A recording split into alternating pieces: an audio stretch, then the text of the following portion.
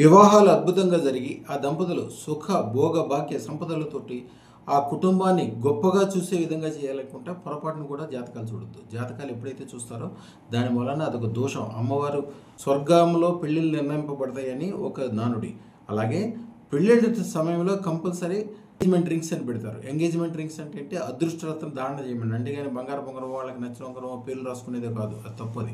అదృష్టరత్నం ఉంగరం చేసిన తర్వాత పెడితే వాళ్ళకు ఉండే దోషాలు కానీ, వ్యాపార వ్యవహారాల్లో ఇబ్బందులు కానీ, రాబోయే తరాలకి పిల్లలు కలిగేటప్పుడు వాళ్ళకు ఉండే ఇబ్బందులు కానీ అట్లాంటివన్నీ తొలగిపోయి బ్రహ్మాండంగా ఉంటుంది.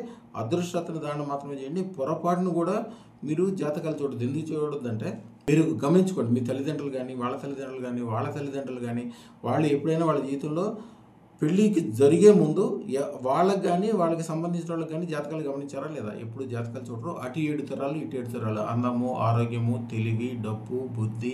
పెళ్లి విషయంలో మీకు నచ్చిన తర్వాత మీకు వీలైనంత ఖరీదైన అదృష్టరత్నం ఒకటి ధారణ చేయించండి. అమ్మాయికి ఒకటి, అబ్బాయికి ఒకటి. వాళ్ళ జీవితాలు అద్భుతమైన జీవితానికి గ్యారంటీ ఇచ్చేది. మీరు జాతకాలు చూస్తున్న తర్వాత వాళ్ళు మంచిగా ఉంటారని ఏ గ్యారంటీ లేదు. ఈ రోజుల్లో వివాహ వ్యవస్థ చాలా జరగటం కష్టంగా ఉంది. జరిగిన తర్వాత నిలబడటం కూడా కష్టంగా ఉంది. తర్వాత ఇబ్బందులు, తగువులు, పోట్లాట్లు నేను రోజు చూస్తుంటాను కొన్ని వేల మందికి. అదృష్టరత్న ధారణ చేయించి వివాహం చేసేయండి అంతే. మీ జాతకాలతో మీకు సంబంధమే లేదు. వాళ్ళ జీవితాలకు మాది గ్యారంటీ. మీ బంధువుల్లో కానీ, మీ చుట్టుపక్కల కానీ, మీ వ్యాపార వ్యవహారాల్లో కానీ మీకు సంబంధించిన వాళ్ళు మీరు చూస్తున్న వాళ్ళు అందరికంటే వీళ్ళు గొప్పగా ఉంటారు. అదృష్టరత్న ధారణ చేసుకున్న తర్వాత ధరించే అద్భుతంగా తయారవుతారు.